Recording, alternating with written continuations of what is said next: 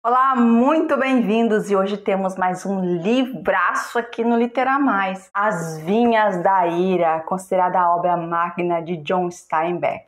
Neste vídeo eu quero conversar um pouco sobre a história e destacar alguns aspectos da obra que pode contribuir com a sua leitura. Que beleza de livro! Claro que para quem aprecia a descrição e os bons diálogos. De antemão, o forte não é a exploração do psicológico das personagens, tampouco o enredo. Aliás, tem críticos que dizem sobre ele: enredo?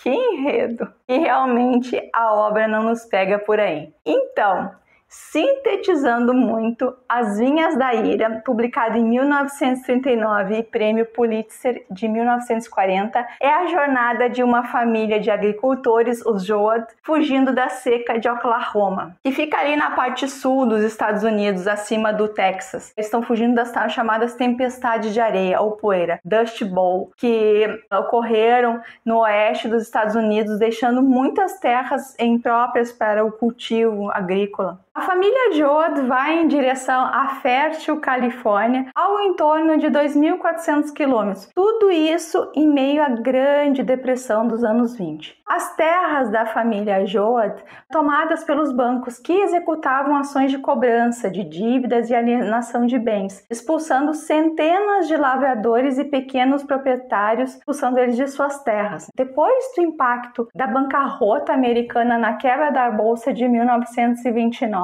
os bancos voltaram-se para os investimentos diretos na agricultura. Antes eles fomentavam empréstimo, davam dinheiro a juros para os agricultores, e depois acham que esse negócio da grande fazenda será bem mais rentável se feito diretamente, e eles acabam por tomar as terras da maioria dos agricultores que estava endividada e sem perspectiva de ganhos futuros, devido à grande seca que assolava aquela região naquele momento. Curioso é que esses pequenos proprietários eram os antigos self-made men rurais que os americanos tanto enalteceram no discurso político constitutivo dos Estados Unidos e que agora estavam totalmente depauperados. Logo no começo do livro, os agricultores olham para os campos de milho moribundos e poeirentos e temem pela sobrevivência de suas famílias. Os bancos mandam tratores e se unem aos maiores agricultores para derrubar as casas e expulsar os pequenos lavradores definitivamente de suas terras. Na mesma época, isso foi histórico, pessoal, os panfletos chegam na região agrícola com a promessa de trabalho abundante no solo fértil da Califórnia. O autor, o Steinbeck, ele acompanhou uma jornada também de agricultores assim em busca de novas oportunidades e viu de perto como é que eles viviam, se relacionavam. Então, ele pegou muito da vida real para construir o livro. O Tom Joad é a personagem central, é um jovem adulto recém-saído da penitenciária, onde cumpriu pena de 4 anos por homicídio culposo. Ele está em liberdade condicional e pega carona com o caminhoneiro até a fazenda da sua família. No caminho, ele já descobre que muitas famílias foram expulsas das terras pelos grandes proprietários e pelos bancos. Ao desembarcar e seguir o trecho a pé até a casa de sua família, o Tom Joad encontra Jim Casey, um antigo pregador que abandonou a antiga profissão, descrente da justiça divina na terra e do comportamento devocional autocentrado. Neste pequeno trajeto, Tom também encontra uma pequena tartaruga e muitas linhas do livro são dedicadas a ela. Depois veremos toda uma simbologia ligada ao animal e à família Joad. Tom e Casey encontram a casa do Joad parcialmente destruída. Um agricultor da região que se recusou a ir embora e passa a se esconder dos novos proprietários, chamado Muley Graves, conta a Tom que seus pais foram para a casa do tio John para colher algodão e juntar dinheiro para viajar para a Califórnia, onde esperam uma vida muito melhor. e com o suco das uvas escorrendo pelas mãos. É o que o Tom ouvirá do seu pai na manhã seguinte. Um discurso persuasivo do panfleto e que muitos tomam como suas novas verdades. A família compra um caminhão muito velho que resiste graças à habilidade de mecânica de Tom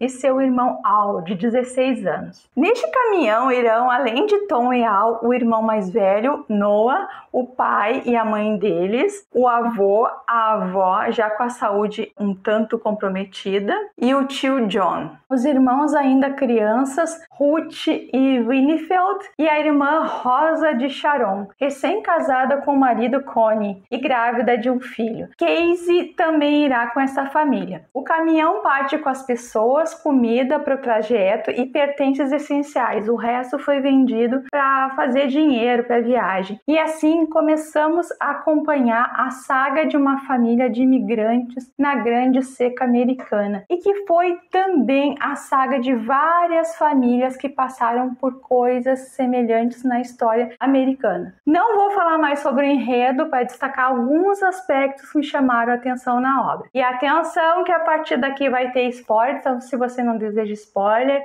para o vídeo aqui e volta depois da leitura. Algo que me chama a atenção são os múltiplos estilos de escrita. A família Joad, quando os membros estão sozinhos, tem uma oralidade muito marcada. O antigo pregador também muda a fala conforme o interlocutor. Ele é mais hábil em fazer esse tipo de transição. Os capítulos curtos, intercalados, saem do estilo da prosa do Joad e onde Steinbeck utiliza uma tradição literária mais universal, inclusive com muitas referências à Bíblia. A própria disposição dos capítulos e a franqueza moral de algumas passagens lembram muito a Bíblia. Tudo isso, acho eu, feito na intenção de que o autor realmente queria uma narrativa que desse conta da história de muitos migrantes americanos e também dos migrantes de outras partes do mundo, né? Com aquele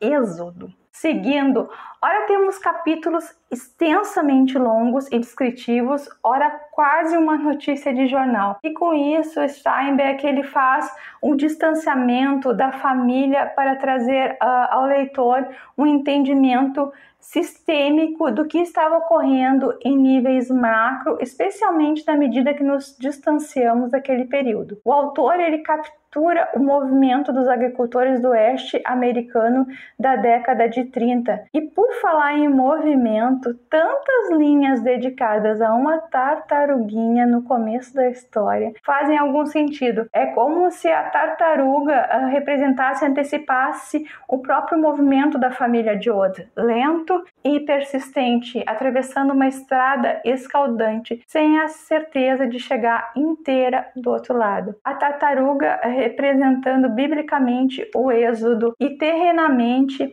a luta diária para sobreviver, no caso do Joad, dos trabalhadores da terra. O livro ele foi acusado logo na estreia de apologia ao comunismo e realmente vamos ter uma representação de uma forma de vida um tanto quanto idealizada num acampamento de governo em que a família Joad conhece. A história, ela a todo momento, ela questiona a dicotomia individual versus o coletivo, mas eu não acho que caia assim num discurso panfleteiro em prol do coletivo. O Steinbeck é muito bom para ser leviano na caneta, mas é evidente que há uma inclinação forte para os valores coletivos sobrepujarem os individuais na instância da sobrevivência. Em contraste e conflito está o comportamento dos migrantes entre si, conscientes de que sua sobrevivência depende dos pactos coletivos. As pessoas partilham seus sonhos e fardos para sobreviverem, e o interesse próprio e o altruísmo, eles são polos opostos, mas por vezes complementares. E Steinbeck ele tenta dosar isso ao longo do livro. Foi o interesse próprio dos proprietários e bancos que jogaram milhares de lavradores na miséria. E o interesse próprio de cada indivíduo é também colocado em questão frente ao que se espera em relação ao coletivo. O papel de Casey, que passa de um antigo pregador sem ações transformadoras efetivas a um sindicalista ativo, mostra o tanto de transformação na vida de um homem e também serve de inspiração para a mudança que ocorre no pensamento de Tom Joad ao longo da narrativa. Casey é o guia moral, articulando ideias filosóficas e políticas no livro. Ele aproxima o divino ao humano quando diz que a vida de um ser humano ela é tão sacra quanto a existência de outro. Em As Vidas da Ira, nós vamos ter personagens mais bem desenvolvidos, outros nem tanto, e dentre esses nem tão desenvolvidos, eu adorei as crianças. Gostei muito da forma como as crianças foram mostradas com suas preocupações e afazeres da vida infantil, né? São personagens secundários, mas eles chamam atenção assim quando eles passam. O Steinbeck não esquecia de nada no seu quadro descritivo. E é isso um ponto forte do livro. Pequenos detalhes assim brilhantes a cada página. Para mim, ele me lembrou muito Vidas Secas, do Graciliano Ramos, o gosto pela descrição, pelo não dito, e o próprio tema dos retirantes me lembrou a história do vaqueiro Fabiano e sua família. Então, eu acredito que o leitor que gostou de Vidas Secas tem uma grande possibilidade de gostar de As Vinhas da Ira. Os migrantes de Steinbeck eram marcados pela pobreza, sujeira, poeira, ignorância, morte, sofrimento, fome, preconceito, muito, aliás, chamavam os oques de oques, né, os retirantes de Oklahoma, assim, de uma forma bem pejorativa. No Joad, há um adoçamento da expressão. Ela é mais sentimentalizada na família Joad. Na família ganha muito destaque o Tom e a mãe.